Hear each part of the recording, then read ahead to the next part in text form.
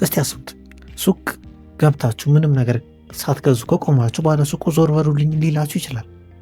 ግን ኢኮመርስ ላይ ይሄ ነገር በጣም የተስተዋለ ነገር ነው። ሴለሮች ብዙ ባየሮች ኮንታክት ያደርጓቸዋል ወይ ፖስታቸውን ያያሉ፣ ግን አይገዙም። እና ወደ ጥበብ ለሴለሮች ይህንን ችግር የሚቀርፍ ፊቸር አምጥቷል።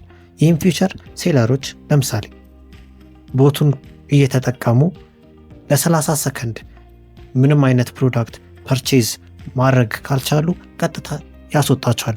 ልክ በእውነተኛው ዓለም አንድ ሰው ሱቅ ላይ ቆሞ ምንም ነገር ካልገዛ ባለው ሱቁ እንደሚያስወጣው ማለት ነው። ሌላኛው የኢኮመርስ ላይ ትልቁ ችግር ለሻጮች በጣም ብዙ ሻጮች ናቸው ያሉት። ወደ ጥበብ ገበያ ላይ ግን እንደዛ አይደለም።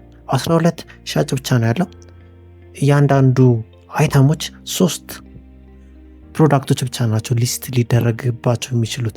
ይሄ ለሴለሮች ትልቅ አድቫንቴጅ ይሰጣል። እና ስለ ወደ ጥበብ ማወቅ የምትፈልጉ ከሆነ ሴለሮች ኮመንት ሴክሽን ላይ ያስቀምጡልኝ።